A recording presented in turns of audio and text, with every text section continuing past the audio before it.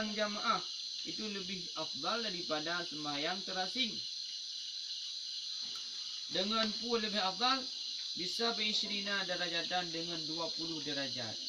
Ya, saya sembahyang berjamaah lebih baik daripada saya sembahyang siro tu dengan ukuran ji dumna lebih 20 derajat.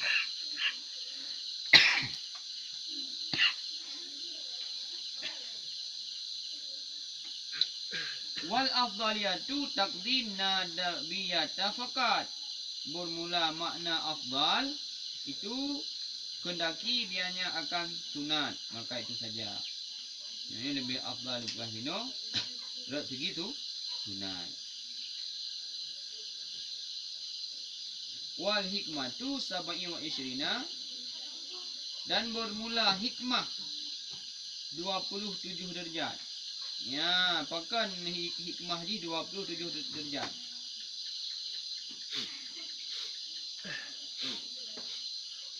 Anna fiha fawaida tazidu, bahwa sungguh padanya itu faedah-faedah yang lebih ianya berjamaah di atas sembahyang sendiri dengan seumpama demikian.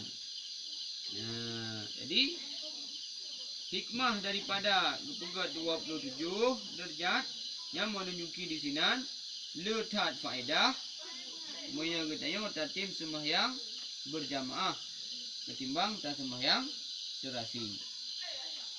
Yang pegat binahwi dalika dengan seumpama demikian. Kandungan kandungan lebih tak hingga ada main kepegah jinat. Berarti yang menunjuki lebih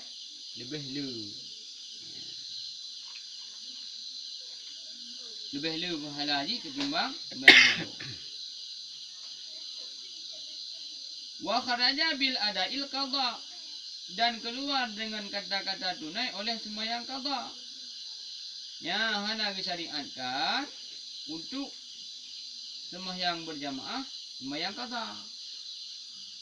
Yang disyariatkan sembahyang berjamaah sembahyang tunai. Maka bapi menanda pegah inin tafaqat maqdiyatul imami wal ma'mumi sunnatil jamaah. Ya, wa illa fa khilaful aula kadai khalfa qada'in wa aksihi.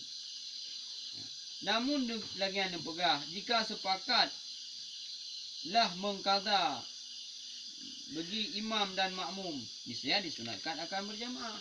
Memang sepakat nasib sunat.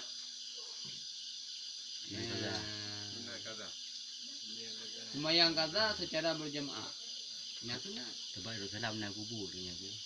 Nak lu tanya orang tu jentuk. Nak. Ada maghrib. Karena sembahyang qadha yang tinggal-tinggal untuk jemaah. Yang pekat kan? Walaupun kau pekat jadi kamadan punan mesti. Saya mau nak pegahnya tak kata maghrib. Dia faham mendung. Wa illa fa khilaful aula. Moyo surah hana tamu pakat, tapi khilaf aula. Khilaf aula dah tepu pi. Hana mayang sah.